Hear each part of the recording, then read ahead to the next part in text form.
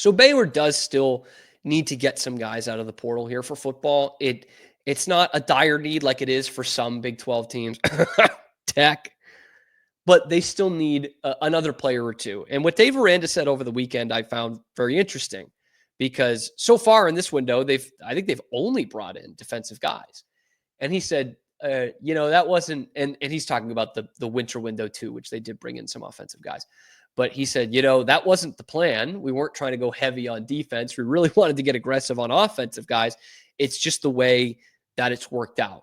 Obviously, they went and got Kobe Prentice from Alabama. They've brought in a couple of offensive linemen, but for the most part, it's been on the defensive side that they've done their magic with the transfer portal. Phoenix Jackson, Travion Barnes, Calvin Simpson-Hunt, Samu from Texas A&M. So there's all kinds of guys that brought in on the defensive side, and one position he did mention in particular was wide receiver, and I've been really intrigued by how they would handle this because on one hand, obviously this is a really good place to be for a wide receiver, right? You've got an electric quarterback who's now starting to turn the heads of NFL scouts in Sawyer Robertson. You've got a great offensive coordinator in Jake Spavital. You've seen this team put up a ton of points last year. Why wouldn't you want to play here? First and foremost, you're bringing a bunch of your pass catchers back. Right? You're bringing back Josh Cameron. You're bringing back Ashton Hawkins. You're bringing back Michael Trigg. So there's only one football. Kobe Prentice already is there. There's only one football to go around. Am I going to get the shine here? And there's also the money that Baylor spent to retain their guys rather than going out spending on them in the portal. And that's probably how they just lost out on Jermichael Carter from McNeese State.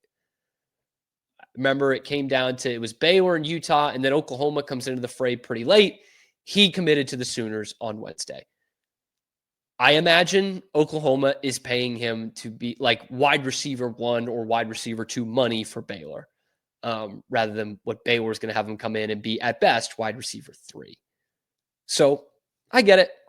That's the way college football is now. I'm not crying over spilled milk here, but that's probably how this happened.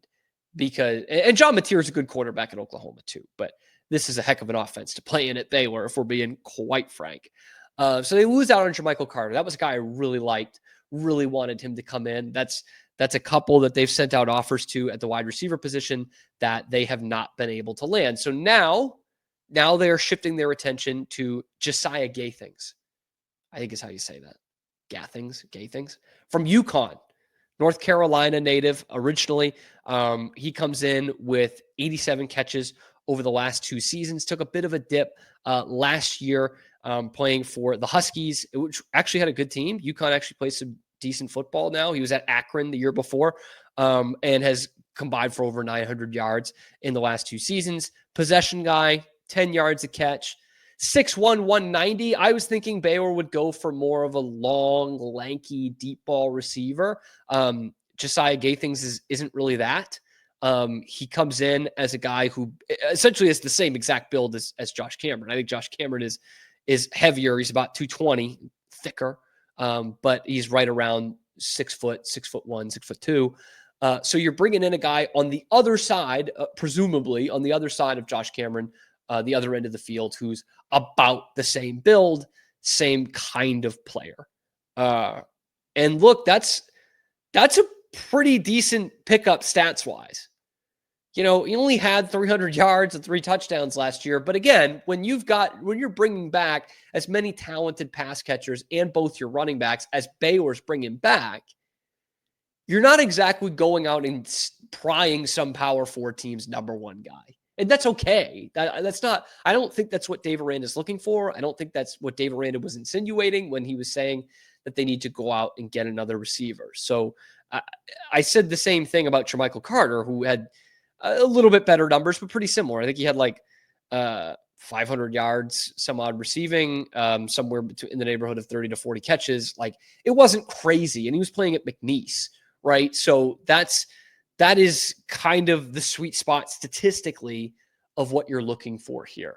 And this is obviously they're still kicking tires. So I don't know if this is the only guy that they're in on right now, but I'm surprised to see that they just didn't go after someone with a little bit more height. But I trust Jake Spavital in this, man. I mean, he turned Josh Cameron, and Josh Cameron turned Josh Cameron into an all Big 12 receiver last year, from a former walk-on, and made Sawyer Robertson into one of the best returning quarterbacks in all of college football for 2025. So let's just say I trust their judgment there. I will say, though, more so than Jermichael Carter, I meant to talk about this guy last week. More so than Jermichael Carter, there was one guy who just, this whole thing has really bugged me. I talked about him in January during one of the Portal Friday shows, but the prototypical guy that I thought Baylor should bring in for a depth receiver, jump ball kind of guy was Cameron Camper from Boise State. So he entered the portal and then declared for the draft after he didn't like his kind of options out of the portal.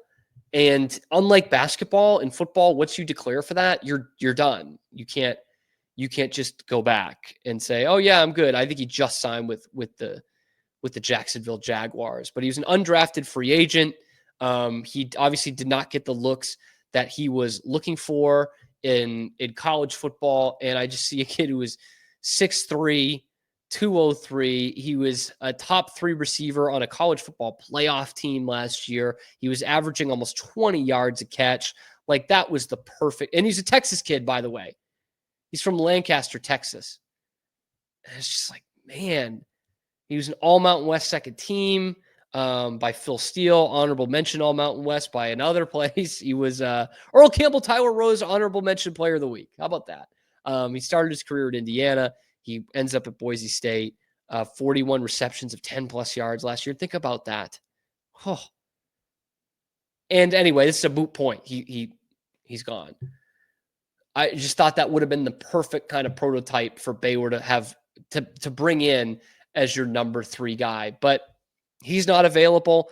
It's honestly not I wouldn't say, it's pretty slim pickings right now at the wide receiver position. There's a guy whose name I didn't even think this guy is real. Like, I don't know if he's an EA college sports or AI thing. Blake Hogshooter. Talk about a banger of a name. Blake Hogshooter from Bixby, Oklahoma, like by far the most successful football program in Oklahoma, maybe even more so than the Sooners. He's at Houston right now. He's in on 3 as a transfer portal guy, but there's nothing else I can find online that says he's a transfer portal guy. So that's what I mean. I mean that to say, not to make me look like an idiot, although I am an idiot, but to also say there's not that much out there.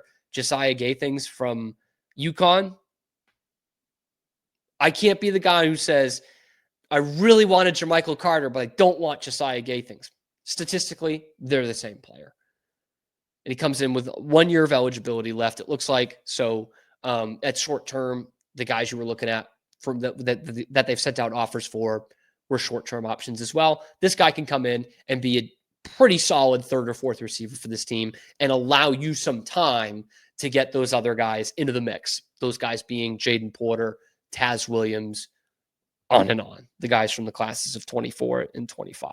So let me know what you guys think down in the comment section below. What kind of receiver do you want Baylor to bring in? And why would you turn down this kind of offer to catch passes from Sawyer Robertson and catch direction from Jake Spavital? Let me know in the comment section below. Of course, be sure to like the video, subscribe to the channel. We are here every day for you as the #1 source of Baylor information for Baylor fans that's not directly coming from the university. And we're real proud of that.